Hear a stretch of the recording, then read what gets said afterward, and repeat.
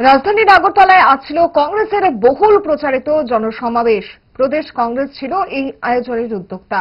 রাজ্যের বর্তমান শাসক দল ও রাজ্য সরকারের অবস্থানের বিরুদ্ধে প্রতিবাদের সুর চড়াতে আহ্বান করা হয়েছিল এই জনসমাবেশের।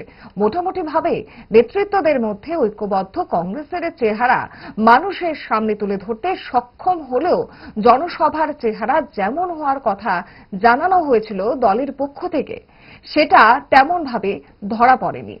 রাজ্য সরকার ও শাসক দল সহ কংগ্রেসের আক্রমণের নিশানায় ছিল বামেরাও। সভায় দলীয় কর্মীদের মধ্যে উদ্দীপনা তৈরি করতে কংগ্রেস বিধায়ক সুদীপ রায় বর্মনকে দেখা গেল জ্বালাময়ী বক্তব্য রাখতে।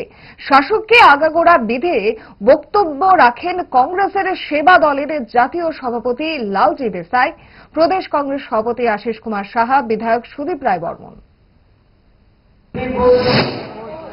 और राहुल जी कहते थे कि मैं नफरत के बाजार में मोहब्बत की दुकान खोल रहा हूं, तो ये नफरत का बाजार जो संघियों ने, जो भारतीयों ने जो खड़ा किया है, वो नफरत के बाजार के सबसे बड़े 5 पावर स्ट्रक्चर है। त्रिपुरवासियों, आप समझ लीजिए, धर्म की आड़ में वो धर्म के नाम पर एक दूसरे के खिलाफ लड़ाएंगे, जातियों को बांटेंगे, जातियों के बीच में वो लड़ाई शुरू करेंगे, फिर वो बाजार अपने बाप का कर लेंगे, मीडिया अपनी मालिका का कर लेंगे।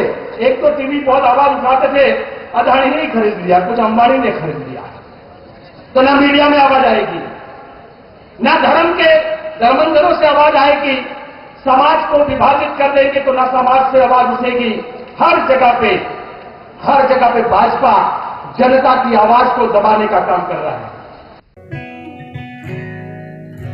जुड़े থাকে বাঁধন